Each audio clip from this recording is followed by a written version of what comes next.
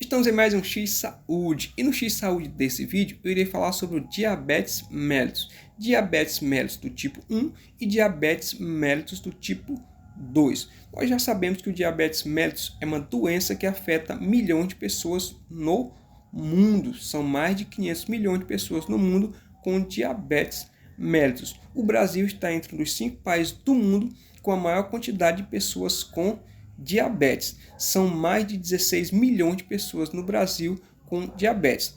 Dessa quantidade de 16 milhões de pessoas, cerca de 90% são pessoas com diabetes do tipo 2. Existem algumas estatísticas que dizem que o Brasil, até por volta do ano de 2030, poderá ter cerca de 21 milhões e meio de pessoas com diabetes.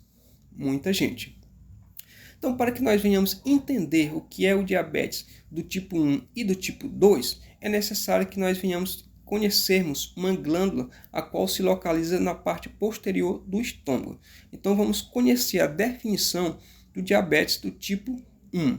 O diabetes do tipo 1 acontece quando há a destruição das células produtoras de insulina pelo pâncreas, a qual são as chamadas células betas. Essas células betas são as células produtoras de insulina e são destruídas pelas nossas células de defesa, ou seja, os leucócitos, células de defesa que deveriam nos proteger, acabam destruindo as células que produzem a insulina.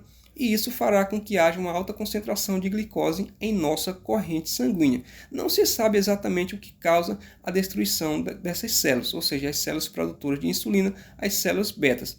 Por isso, o diabetes mellitus do tipo 1 é considerado uma doença autoimune, ou seja, uma doença que tem as células de defesa destruindo células saudáveis. Então, nós temos a definição de diabetes do tipo 1. Agora vamos para a definição do diabetes do tipo 2. Já no tipo 2 não há uma destruição das células produtoras de insulina, as células betas, mas há uma diminuição na produção de insulina através das células betas. Isso faz com que haja uma alta concentração de glicose na corrente sanguínea, a qual as células betas produtoras de insulina não darão conta de produzir a quantidade de insulina necessária para retirar essa glicose da corrente sanguínea e levar para a célula e transformar essa glicose em energia, através de um processo chamado de ciclo de Krebs, que acontece dentro da célula por uma organela chamada de mitocôndria. Então há uma alta concentração de glicose na corrente sanguínea. E isso pode acarretar no diabetes tipo 2, em um processo chamado de hiperglicemia, a qual é o excesso de açúcar na corrente sanguínea. Nós temos valores referenciais a qual uma pessoa tem diabetes e quando uma pessoa não tem diabetes.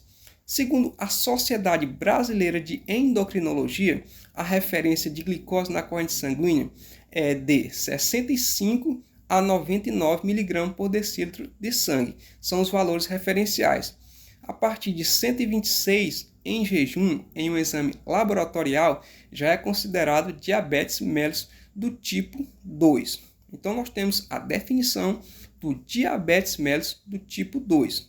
Ou seja, há uma alta concentração de glicose na corrente sanguínea e acarretará uma hiperglicemia, porque houve uma diminuição na produção da insulina através das células betas, a qual são as células produtoras de insulina. O pâncreas também produz outras células, assim como as células alfas, que produzem o glucagon, que faz o inverso da insulina, e as células deltas, que produzem também a somatostatina. Mas nesse vídeo eu falei especificamente só das células betas, a qual são as células produtoras de insulina.